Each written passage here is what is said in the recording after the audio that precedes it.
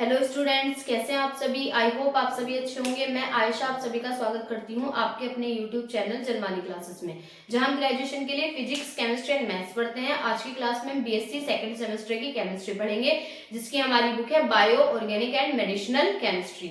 उसकी हमारी बच्चों यूनिट 5 चल चुकी है, कौन सी, सॉलिड स्टेट। ठीक है, इसमें हम क्या पढ़ चुके हैं सॉलिड स्टेट में। अब से पहले हम क्या पढ़ चुके हैं, सॉलिड स्टेट का क्लासिफिकेशन, सॉलिड्स क्या होते हैं, उनकी प्रॉपर्टीज पढ़ चुके हैं। उसके बाद हमने क्या पढ़ा था, उसमें यूनिट सेल पढ़ी थी। आज का जो हमारा टॉपिक है वो है हमारा लॉ ऑफ क्रिस्टलोग्राफी। ठीक है, आज हम क्रिस्टलोग्राफी के कुछ लॉज पढ़ेंगे, इसमें नियम यानी के। ठीक है, law of crystallography, law of crystallography, crystallography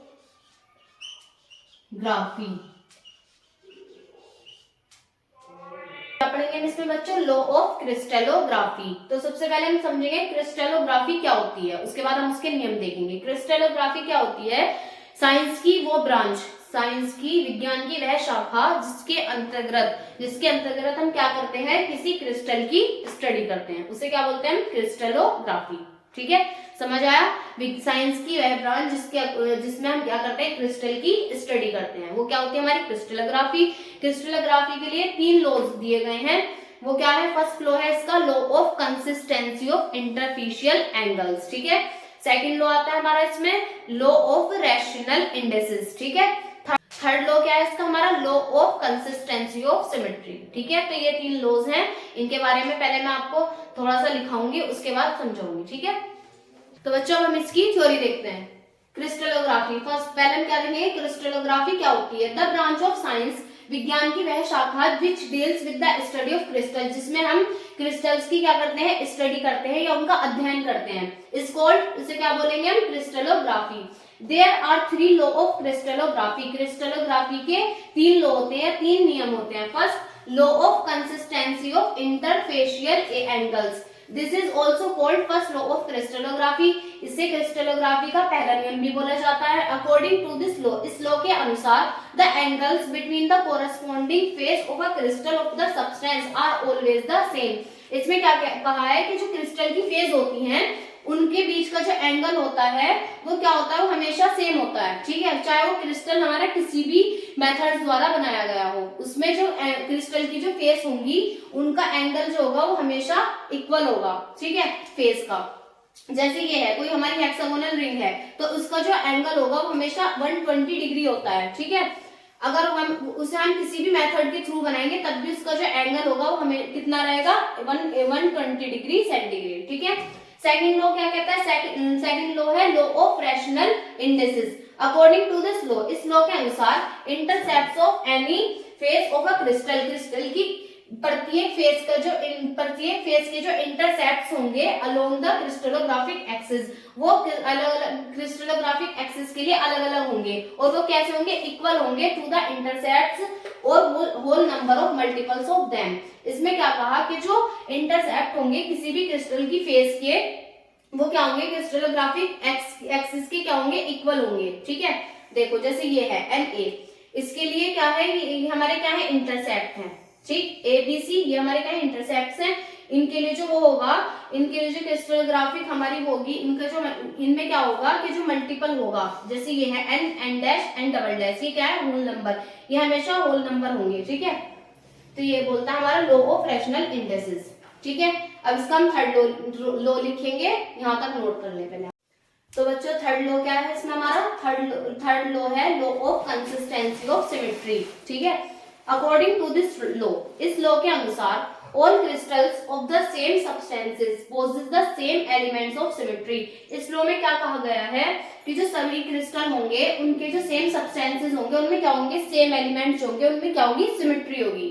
ठीक है, these are 3 possible type of symmetry। उनमें जो सिमेट्री है वो 3 तरीके से हो सकती है। फर्स्ट आती है इसमें हमारी plane of symmetry, second axis of symmetry and third आती है सेंटर ऑफ सिमेट्री।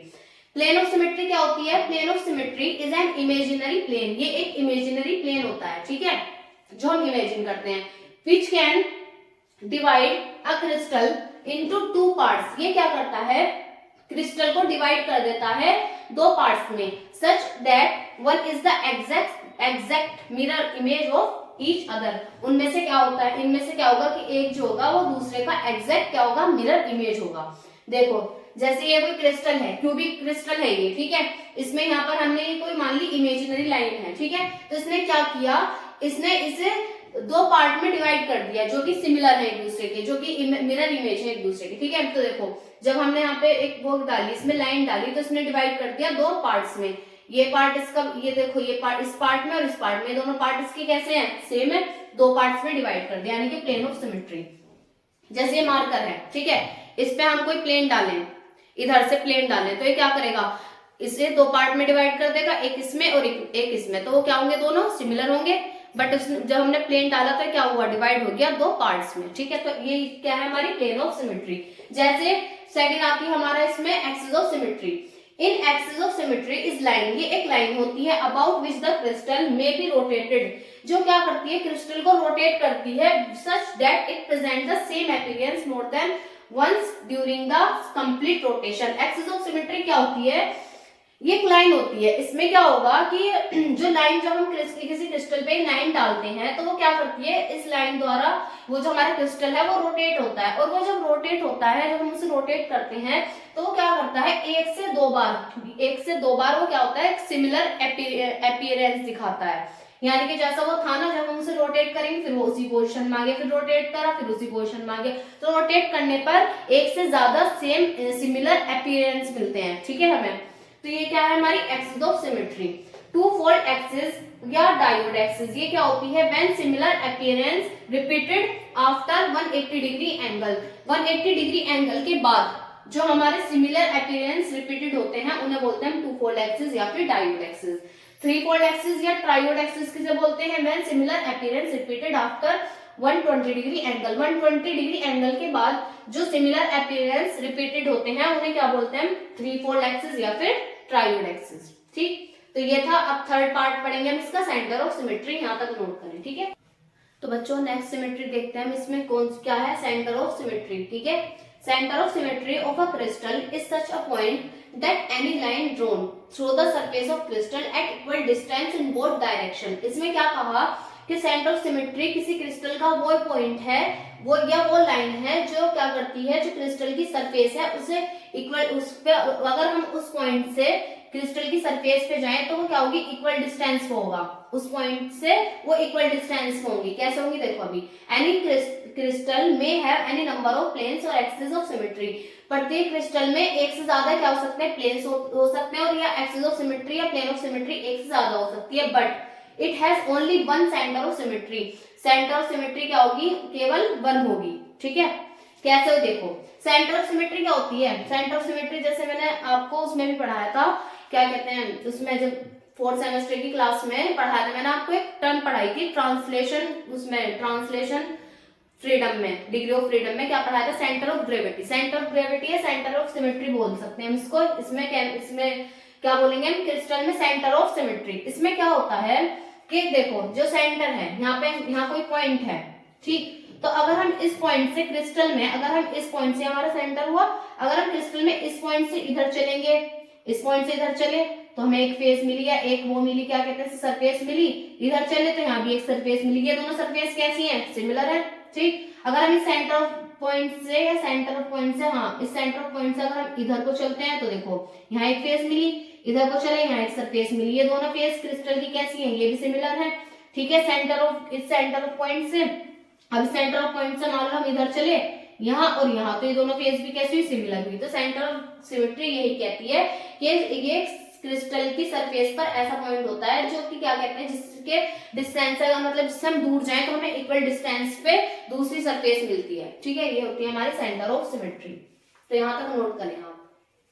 तो बच्चों इस लेक्चर में इतना ही, आई होप आपको सब अच्छे से क्लियर हुआ हो, कोई कंफ्यूजन हो तो आप कमेंट सेक्शन में पूछ सकते हैं, ठीक है। इस लेक्चर में हमने क्या पढ़ा, इस लेक्चर में हमने लॉज पढ़े क्रिस्टलोग्राफी के। पहले क्या पढ़ा, क्रिस्टलोग्राफी के। क्रिस्टलोग्राफी क्या होती है, क्रिस्टलोग्राफी किसी क्रिस्टल की जो स्टडी होती है साइंस की, वो ब्रांच जिसमें हम क्रिस्टल की स्टडी करते हैं उसे क्या बोला, क्रिस्टलोग्राफी।